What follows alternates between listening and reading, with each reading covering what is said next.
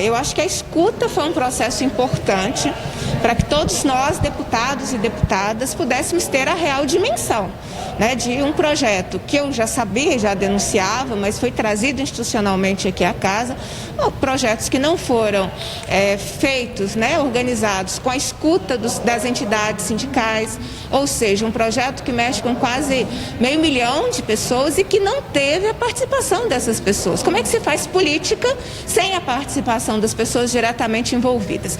Os sindicatos trouxeram a impossibilidade de realizar assembleias plenárias com as suas categorias em função da pandemia. Eles estão corretos, não é o momento de promover aglomeração. Nós estamos com indicadores muito complicados em Minas Gerais, né? Desde do sistema de saúde, que está em colapso, até números crescentes, lamentavelmente, de pessoas que estão perdendo a vida e também de pessoas contaminadas. Não é momento de fazer a aglomeração, os sindicatos não podem convocar suas categorias sequer para discutir o conteúdo dessas propostas. E o que eu chamaria a atenção é que no momento que o governo esteve aqui na Assembleia pela primeira vez para apresentar a proposta aos deputados, ele não responde às perguntas, os questionamentos feitos. Por que desmembrar o IPSENG? Por exemplo, essas questões não foram respondidas. Por que criar fundos de previdência, sendo que a própria Assembleia acabou com o fundo, que foi o FUNPENG, em 2013? Então, como tramitar uma proposta no meio de uma pandemia, sem dúvidas básicas tivessem sido sanadas e sem um processo mais aprofundado de debate? As entidades sindicais foram unânimes em apontar à Assembleia Legislativa que a tramitação não pode ocorrer durante a pandemia. Agora, deputada, a senhora acredita que os sindicatos vão apresentar propostas hoje sobre alíquotas? Muito se falou a questão da idade para a mulher, né? A mulher está tendo a sua idade aumentada mais do que o homem. Esse é outro ponto também que o governo não respondeu, não é? Porque ele está aumentando mais a idade para as mulheres comparativamente aos homens.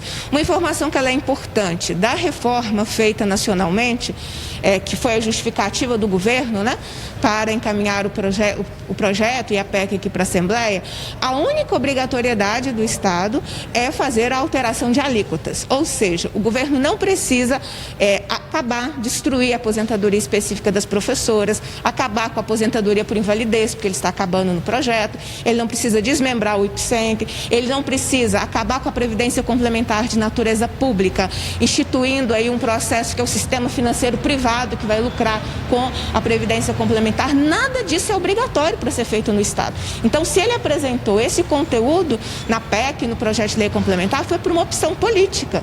Então, politicamente, e essa é uma casa política, nós precisamos debater esse conteúdo. O processo precisa ser feito sem pressa. O processo precisa ser feito com as pessoas compreendendo a reforma. Na segunda-feira também me espantou, por exemplo, que o PowerPoint apresentado pelo governo tinha informação diferente do conteúdo do projeto, né? Por exemplo, foi apresentado que o projeto não mexe nos direitos adquiridos, no valor de remuneração das pessoas. Mexe sim. Todas as pessoas, inclusive aposentados e pensionistas que recebem acima de um salário mínimo, terão a taxação de 13%. Muitos dos quais, hoje, aposentados que são isentos pelos baixos salários que recebem, não contribuem nesse momento para a Previdência, que já contribuíram toda uma vida e passarão a contribuir se essa reforma for aprovada. Então, assim, o próprio governo, ele não esclarece a sua proposta. Ele tenta dar uma ideia, uma narrativa que é uma proposta que não mexe com os direitos das pessoas. Mexe sim. E outra questão que me chamou muito a atenção foi essa construção da narrativa de déficit e que, portanto, precisa atacar o déficit. Teria déficit se nós tivéssemos um fundo de previdência de capitalização. Não é o caso. Nós não temos fundo de previdência de capitalização. A previdência, então, ela constitui despesa de pessoal.